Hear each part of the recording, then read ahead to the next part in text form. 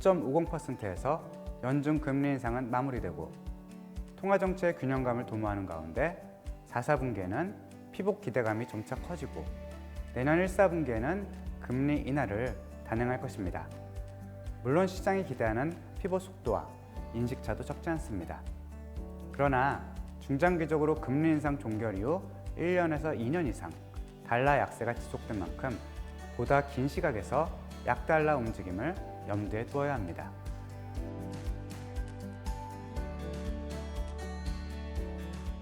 하반기에도 글로벌 불확실성과 다운사이드 리스크는 적지 않지만 조금 더 긴 시기에서 글로벌 통화 정책은 분기점에 들어서고 있고 미달러 가치 역시 점차 떨어질 것으로 바라보고 있습니다.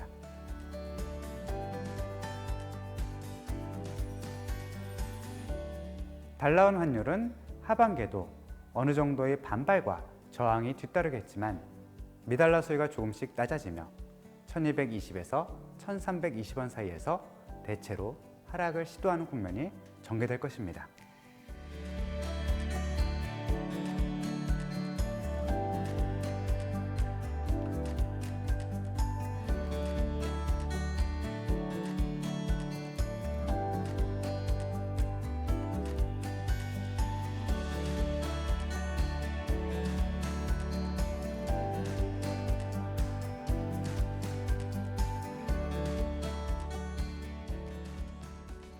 안녕하십니까. 신한은행 에센트센터 이코노미스트 소정입니다. 오늘은 헤어질 결심과 내려갈 용기라는 타이틀로 하반기 경제와 환율 전망을 발표하는 시간입니다. 올해 상반기에는 외환시장이 비교적 큰 폭의 롤러코스터를 탔습니다. 연초만 해도 글로벌 물가 고점 확인과 통화 완화 기대감으로 환율이 곧바로 1200원을 뚫어버릴 것처럼 빠르게 내려왔습니다. 그러나 이후 끈적끈적한 물가로 인해 연준이 긴축적인 스탠스를 이어갈 조짐을 보이고 미국 은행 파산과 국채 디폴트 위험으로 다시 1300원 위로 높아지며 종잡을 수 없는 행보가 이어졌습니다. 이러한 시점에 하반기 경제 환경과 외환시장을 조망하는데 조금이라도 도움이 되고자 저희 하우스뷰를 전달해 드리려 합니다. 우선 요약에 이어 주요 이슈를 살펴보고 국내 경제와 환율 전망을 연결해서 말씀드리겠습니다. 하반기 글로벌 경제는 급격한 통화 긴축 후유증과 늘어난 부채를 줄여야 하는 압박에서 자유롭지 못해 U자형 궤적을 그릴 것입니다. 따라서 올해 세계 경제는 2%대의 비교적 낮은 성장에 머물 것입니다. 물론 제로 코로나 정책을 폐기한 중국이 성장률에서 다소 선방하겠지만 선진국이 물가 급등과 금리 인상 압박에서 벗어나는데 보다 시간이 소요될 것입니다. 이에 따라 극심한 침체나 심각한 시스템 리스크는 모면하더라도 저성장과 신용불안 그리고 금융시장의 변동성 위험에서 자유로울 수 없을 것입니다. 한편 한국 역시 글로벌 수요가 아직 정상 수준을 회복 못하고 부동산 시장도 살아나는 상황은 아니라서 올해 1%를 밑도는 저조한 성장을 예상하고 있습니다. 그럼에도 하반기가 진행될수록 물가 지표가 낮아지고 무역 적자가 축소되는 가운데 미미하나마 수출의 반등으로 경제 성장 위축세가 진정될 수 있다는 점은 상반기에 비해 긍정적인 요인입니다. 달러원 환율은 상반기에 형성된 상단과 하단 어느 쪽도 당장 돌파하기에는 힘이 아직 부족합니다. 하지만 시간이 갈수록 환율이 아래쪽으로 흘러내릴 가능성이 상대적으로 크다고 여겨집니다. 즉, 1200원 아래로 안착하기에는 보다 시간이 필요하지만 글로벌 달러 약세에 연동해 점진적으로 원화 환율이 흘러내릴 것입니다. 결국 연준의 통화 정책이 원화뿐만 아니라 글로벌 외환시장의 가장 중요한 나침판이 될 것입니다. 이에 대해 연준 금리 인하는 내년 1, 4분기에 단행될 가능성이 크더라도 5.50% 선에서 금리 인상이 종결되고 피복 기대감이 점차 힘을 얻으며 달러 약세로 기울어질 것으로 예상합니다. 따라서 통화정책 불확실성 아래 신용위험과 지정학적 위험이 저항으로 작용하겠지만 1220에서 1320원 사이에서 레벨이 점차 낮아지는 흐름을 전망하고 있습니다. 다음으로 하반기 주시해야 할 변수들을 살펴보고 이후에 환율 전망을 다시 말씀드리겠습니다. 첫 번째 이슈는 SVB 파산을 계기로 점차 수면 위로 올라오고 있는 미국 상업용 부동산 시장 위축과 지역은행의 위기입니다. 올해 들어 미국 3개 상업은행이 파산하였고 이들이 보유한 자산 규모는 약 5,500억 달러에 달하고 있습니다. 그리고 상업용 부동산을 다음 위험의 진앙지로 주목하고 있습니다. 특히 4차 산업혁명과 코로나로 인해 오피스 시장의 냉각이 두드러지고 있습니다. 현재 미국 오피스의 공실률은 19%로 지난 1980년대 후반 S&L 사태 당시 수준에 달하고 있습니다. 대출이 보수화되며 자금 조달도 어려워지고 있습니다. 지난 S&L 사태와 글로벌 금융위기를 되돌아볼 경우 은행 파산 위험은 자산 규모에 반비례하고 상업용 부동산 대출에 비례하는 경향이 나타나고 있습니다. 즉, 상업용 부동산 시장이 산자와 죽은 자를 가르는데 매우 중요한 영향을 미쳤습니다. 따라서 미국 상업용 부동산 시장의 위축으로 인한 중소형 지역은행의 신용위험과 글로벌 금융시장의 파장을 당분간 예의주시해야 합니다. 두 번째는 연준과 경기 침체 그리고 미 달러의 향방에 대해 말씀드리겠습니다.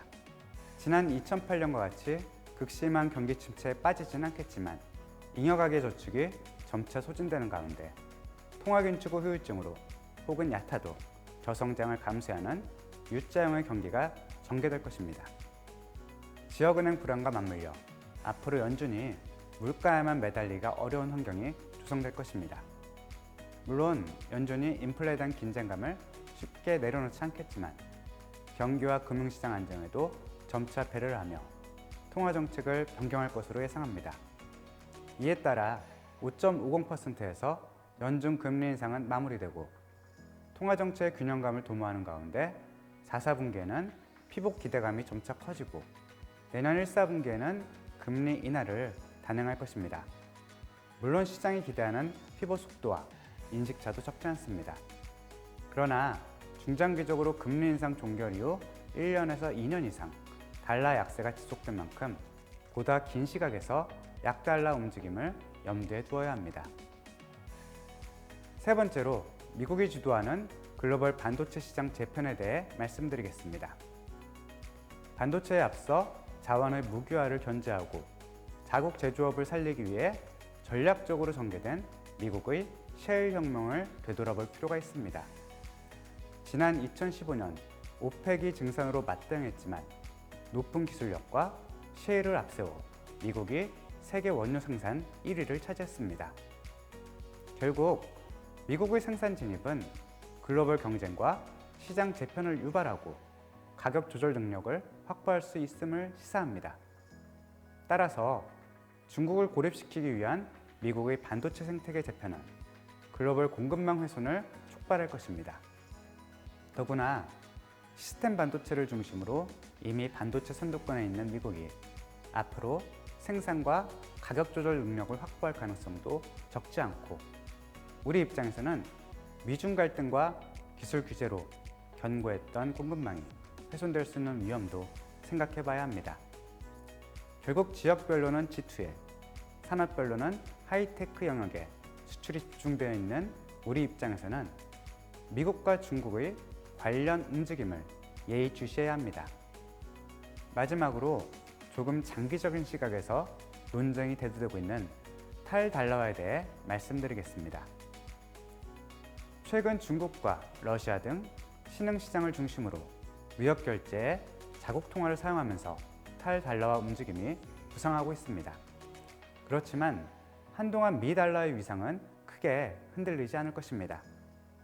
전 세계적인 유동성 방출과 금융혁신으로 글로벌 자본시장이 실물 경제를 이미 훌쩍 뛰어넘었고 자연스럽게 금융시장에서 거래 용이성이나 자금 조달의 편의성이 완비된 미달러에 대한 선호도가 쉽게 바뀌지 않을 것입니다.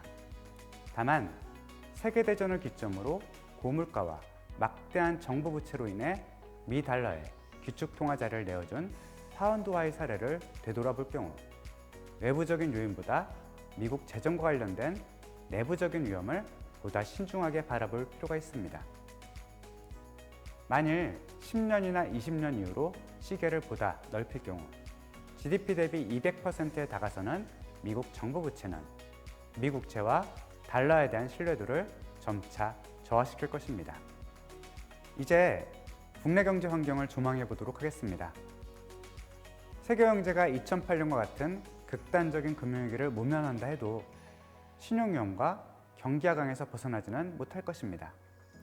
이에 따라 통화 긴축에 대한 우려감에서 조금씩 벗어나겠으나 국내 실물 경제는 저성장 환경에서 한동안 자유롭지 못합니다. 따라서 올해 한국 경제 성장률은 0.8% 정도의 낮은 수준에 머물 것입니다. 그나마 부동산과 반도체 가격 하락이 진정되고 위축되었던 내수와 수출 지표의 제한적인 반등을 기대할 수 있다는 점은 상반기에 비해 분명 도움이 될 수 있는 부분입니다. 그렇지만 대외 환경이 불안정해지며 신용위험이 부상하거나 부동산 시장의 위축이 길어진다면 국내 경제가 냉각될 수 있다는 점은 주의해야 합니다. 그래도 상반기에 긍정적으로 바라볼 수 있는 대목은 물가의 고공행진이 다소 수그러들고 이로 인해 날카로웠던 중앙은행의 통화 긴축이 한풀 꺾일 수 있다는 점입니다. 원자재 가격이 하락하고 글로벌 공급망이 다시 작동하면서 헤드라인 물가는 고점을 찍고 조금씩 내려오고 있습니다. 한국 소비자 물가 역시 지난해 6%를 넘기도 했지만 어느덧 3%대로 되돌아오며 인플레가 꺾여가고 있습니다. 하지만 여전히 높고 끈적거리는 핵심 물가에 대한 경계감이 커 한은과 연준을 비롯한 글로벌 중앙은행이 빠른 속도로 정책 전환에 나설지는 의문입니다. 결국 내년 1, 4분기쯤 연준의 행보에 발맞춰 한은도 금리 인하에 나설 공산이 커지고 있습니다. 산업 전반을 제조업이 주도하고 대외 의존도가 높아 한국 경제는 소비보다 수출에 더욱 민감합니다. 최근 내수도 그리 쉽지 않지만 이례적으로 두 자릿대 감소세가 장기화되고 있는 수출이 더 큰 걸림돌입니다. 글로벌 경제의 침체 위험이 수그러들지 않고 반도체 가격 하락으로 수출 물량과 단가 양쪽에서 극심한 압박을 받은 결과입니다. 여기에 기술 패권을 둘러싼 미중 간 소음이 커질수록 공급망 충격과 비용 인상에 시달릴 것입니다. 그러나 다른 한편으로 중국의 리오프닝 기대감과 핵심 반도체 기업의 감산으로 하반기에는 수출 감소세가 줄어들 것이고 어쩌면 연말에는 수출을 플러스 전환을 기대해 볼 수도 있습니다. 하지만 이를 위해 미중 갈등이 봉합되고 재고 감축 효과가 순조롭게 작동해야 합니다. 게다가 중간자 자본재 수출이 주도하는 특성상 중국 리오프닝의 낙수 효과도 기대보다 크지 않아 한계도 적지 않습니다. 이제부터 달러원 환율의 주요 변수를 살펴보겠습니다. 첫 번째 관전 포인트는 고부채, 고금리의 결과로 나타나는 신용 위험입니다. 풍부한 유동성과 중앙은행의 피봇을 감안할 경우 극단적인 시스템 위기로 파급되지는 않을 것입니다. 그러나 상당 기간 고금리 수준은 감소해야 합니다. 선진국은 정부가, 신흥국은 가계와 기업이 디레버리징 압박을 받고 있어 언제든 신용위험이 등장할 수 있습니다. 결국 경기 침체와 부채 부담이 중첩되는 구간에서 환율의 변동성이 주기적으로 높아질 것입니다. 다음 변수는 글로벌 정치, 지정학적 위험입니다. 우크라이나 사태나 반도체 동맹을 통해 확인했듯이 미국, 유럽, 중국의 이해가 첨예하게 대치하며 정치 및 지정학적 환경이 불안정해질 수 있습니다. 더구나 연말이 될수록 미국 대선 후보 선출로 선거 시즌 시작을 알릴 것입니다. 그리고 공교롭게도 대만에서 내년 1월 총선이 열리는 만큼 아시아 지역에 관련된 불확실성이 커질 것입니다. 과거 글로벌 지정학적 위험이 발생할 때마다 신흥국에서 자금이 유출되어 선진국으로 유입되는 경향이 두드러졌습니다. 따라서 한국이 신흥시장 테두리 안에 있는 한 아시아 지역의 긴장감이 커질수록 외국인 투자 자금의 이탈로 환율의 불안정성이 커질 수 있습니다. 세 번째로 통화 정책의 차별화를 짚어보겠습니다. 글로벌 통화 정책이 변곡점을 맞이하는 가운데 금리 차로 인한 파장이 예상됩니다. 선진국에서는 미국보다 유로존의 금리 인상이 조금 더 이어질 수 있고, 일본 역시 물가 압박에 따라 마이너스 금리를 포기할 가능성도 배제할 수 없습니다. 또한 2%포인트 내외로 역전폭이 벌어진 한국과 미국 기준금리가 환율에 영향을 미칠 수 있습니다. 그러나 현실에서 금리차가 원화 환율에 미치는 영향력은 생각보다 크지 않습니다. 특히 연준의 스탠스가 금리 인하로 이동하면서 금리차 영향력은 희석될 것이고, 미달러 약세의 큰 흐름에 원화 환율이 수렴할 가능성이 더 높다고 생각합니다. 네 번째는 무역과 자본 이동에 따른 수급 요인입니다. 상반기 중 무역 적자와 연준의 공격적인 통화 긴축으로 유발되었던 자금 이탈 압력이 하반기에는 다소나마 누그러질 것으로 기대하고 있습니다. 글로벌 수요에서는 미약하지만 반도체 산업의 감산이 시간이 갈수록 가격 안정에 기여할 것입니다. 여기에 국제 유가의 하향 안정세가 이어지고 있어 무역 적자도 점차 경감될 것입니다. 물론 WGBI 편입이 성사된다면 금상첨화겠지만 보다 신중한 접근이 필요한 대목입니다. 또한 금융기관에 이어 개인의 해외 투자가 활성화되며 자금 유출 요인이 더해지고 있다는 점도 부담입니다. 마지막 관전 포인트는 글로벌 경기 순환입니다. 비록 속도는 더디지만 연말에 다가설수록 글로벌 경기 후퇴 속도가 점차 줄어들고 인플레는 다소 진정될 것으로 기대합니다. 따라서 경기와 물가의 순환 궤적상 달러원 환율이 울퉁불퉁한 구간을 지나 점차 하락으로 무게중심이 이동할 것입니다.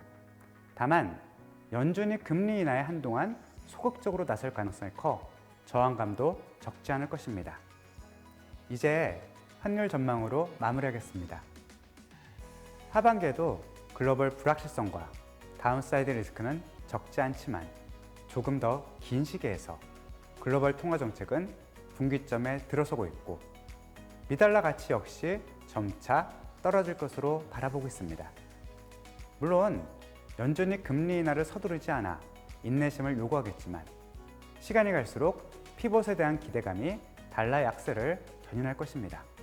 여기에 반도체 가격의 하락세가 진정되고 무역 적자 폭이 줄어들며 수급 공백도 조금이나마 메워질 것으로 기대하고 있습니다. 다만 고금리의 후행적으로 나타나는 경기 침체와 금융 불안이 원화 환율 하락을 주기적으로 억제할 것입니다. 또한 공급망 재편과 선거 이벤트로 아시아 지역의 긴장도가 높아질 경우 원화에는 차별적인 부담이 될 수 있습니다.